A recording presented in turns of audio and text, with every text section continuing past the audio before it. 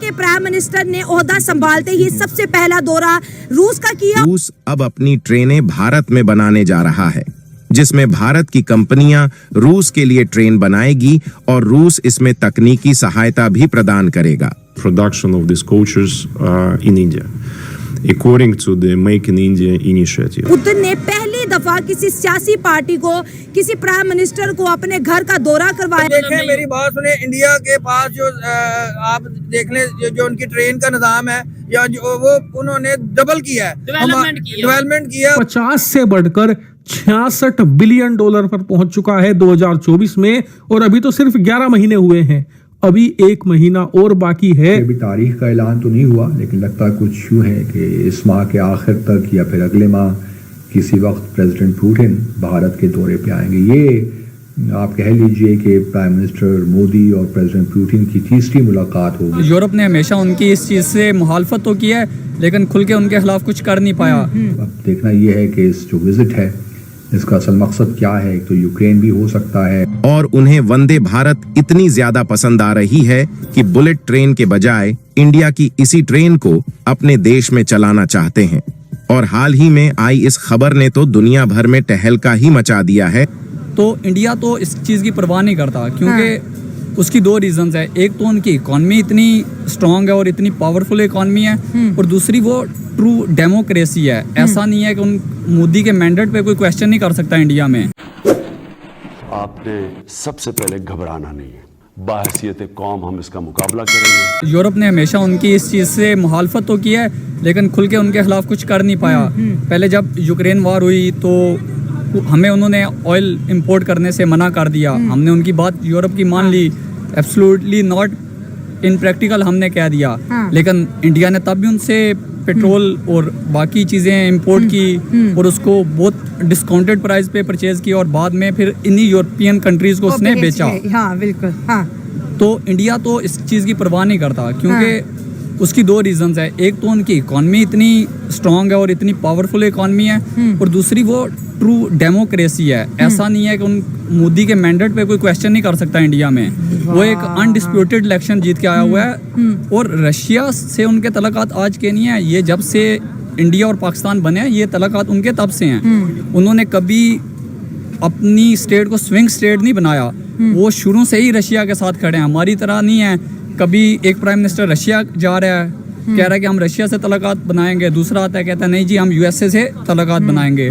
तो इंडिया बहुत क्लियर है अपने तल्लुकात को लेके। वो हमारी तरह नहीं है कि हमारा प्राइम मिनिस्टर जा रहा है मिलने, वो प्यूटन से जा रहा है, जाके मिल वो कैमरामैन से रहा है। वो बात भी मैंने करनी थी कि इतना 6 दिन पहले जब हमारे प्राइम मिनिस्टर की मुलाकात पुतिन से होती है एससीओ मीटिंग में, तो पुतिन साहब बड़े प्यार से हाथ बढ़ाते हैं, तो शाबाश जी, पुतिन को इग्नोर करके पहले कैमरामैन से मिलते हैं, तो फिर जाके पुतिन से मिलते हैं। इतनी एम्बैरेसमेंट। टर्की जाते हैं तो टर्की उर्तुगान के कान में बार बार कह रहे भाई तेरे लिए आम लाया हूँ, तेरे लिए आम लाया हूँ। क्या मतलब उन्होंने कभी आम नहीं खाए? क्या क्या क्या बिहेवियर है ये? तो चलो प्राइम मिनिस्टर तो नालायक है ही है। ये तो फॉरेन ऑफिस वाले लोगों का काम है, प्रोटोकॉल उसको फॉरेन प्रोटोकॉल सिखाएंगे। भाई आप प्यूटन से मिलने आए हुए हो, कैमरामैन से नहीं मिलने आए हुए। पर आम तो हम वैसे भी उसको भिजवा सकते हैं। प्राइम मिनिस्टर इसके लिए थोड़ी है कि पूरा जहाज लेके जाएंगे उसको, प्राइम मिनिस्टर ऑफ टर्की को आम देने जाए। भाई आप कोई ट्रेड उनसे एग्रीमेंट करें, बोले मैं ये इन्वेस्टमेंट अपॉर्चुनिटीज लेके आया हूँ, आम थोड़ी लेके जाता है प्राइम मिनिस्टर। ये तो लोगों के घर मिलने जाए तो वो लेके जाता है, ये प्राइम मिनिस्टर का काम थोड़ी है। अच्छा, दूसरी तरफ आज मोदी साहब को हाई सिविलियन अवार्ड से नवाजा, जो कि बहुत बड़ी बात होती है। घर का पुतिन ने अपना विजिट करवाया और बताया कि मेरे घर में मेरी ये चीज़ें मेरी पसंदीदा है, ये चीज़ें, और सोशल मीडिया पे बड़ी वायरल हो रही है। इंडिया के प्राइम मिनिस्टर की इतनी इंपॉर्टेंट, और हमारे प्राइम मिनिस्टर अगर कहीं चले जाए तो आधी कंट्रोवर्सी तो उनके खुद की वजह से होती है, और इतनी इंपॉर्टेंस भी नहीं मिलती, और मीटिंग्स में इग्नोर होते हुए नजर आ रहे होते हैं। उसकी वजह ये है ना कि इंडिया कुछ दो की पॉलिसी पे काम करता है। वो इन्वेस्टमेंट अपॉर्चुनिटीज जाता है। हमारे वाले कशकोल लेके जाएंगे तो वो उसमें भीख डाल के वापस भेज देंगे। अब बेकारी हमारे घर आएगा तो हम तो उसको गेट से ही वापस भेज देंगे ना। कोई मेहमान आएगा तो उसको घर में लेके जाते हैं। मोदी साहब उनके मेहमान थे, हमारे वाला उनका बेकारी बन के गया था, तो उन्होंने वहाँ गेट पे भीख डाली इसके कशकोल में और वापस इस चीज़ चलता के गया। हकदार भी हैं। मोदी ने बहुत मेहनत की है, स्ट्रगल की अपनी कंट्री के लिए। आप खुद देख लें कि आज से 15 साल पहले अगर आप उनका इंडिया की वैल्यू देख लें, हमारे पाकिस्तान के लेवल पे थे, ठीक है, ये नहीं, थोड़ा सा पाकिस्तान से पे भी बेहतर थे। वही ना, कुछ बेहतर थे। हाँ। लेकिन इस वक्त आप देखी जाएं तो हमारा शायद क्या हुआ, अच्छा हाँ हम पिछले 5 साल से आपको बेस्ट क्वालिटी का A2 घी खिला रहे हैं और अभी तक हमारी जो पैकेजिंग रहती है वो इस टाइप की 1/2 लीटर एंड 1 लीटर की ग्लास जार में रहती है। लेकिन बहुत सारे लोग रहते हैं जिनकी फैमिली बड़ी होती है या उनको बिलोना घी खाने का शौक होता है।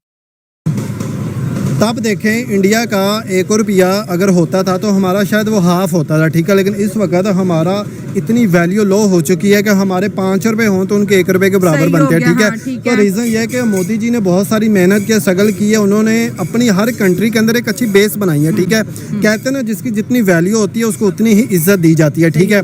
मोदी की इज्जत बनती भी है, उसकी रीज़न अपनी कंट्री के लिए उन्होंने बहुत कुछ किया है, बाकी कंट्री को बेनिफिट्स भी दिए हैं और ख़ुद भी उनसे लिए। उनके साथ हर कंट्री खुद चाहती है कि हम तिजारत करें, उसके लिए उनको अच्छे ताल्लुकात बनाने पड़ेंगे। सर उनको मार्केट भी तो बहुत बड़ी हो गई है ना इंडिया। वही तो कह रहे हैं, अब गाड़ियों को लेके देख लें, एक्सेसरी को देख लें, मोबाइल फोन को देख लें, हर चीज़ तो वो अपनी ही लॉन्च करें, ठीक है। हर ब्रांड प्रोडक्ट वो अपनी लॉन्च करें, किसी कंट्री से वो तजारत नहीं करें। चाइना जैसी इतनी बड़ी कंट्री के साथ वो माथा लगा के जुड़ के बैठे हुए हैं, ठीक है। जो चाइना हमारे देश में देख लें, हमारे गिलास भी लेना था वो भी हम चाइना का ले रहे हैं, ठीक है। हमारा अपना तो कुछ है ही नहीं है। तो यही रीज़न है, इंडिया ने अपने आप को खुद मनवाया है, ठीक है। उन्होंने अपनी वैल्यू बेस खुद बनवाई है और बाकी कंट्री को इंडिया से लालच है तो उसकी वजह से वो उनको वेलकम अच्छा करती है, उनको प्रोटोकॉल देती है। सर मोदी साहब ने रशिया के अंदर जो लोकल्स हैं, जो इंडियंस हैं, जो इंडियन डायस्पोरा, उनसे बात करके कहा कि मैं आपसे कहता था कि ये जो सेंचुरी है ये इंडिया की है।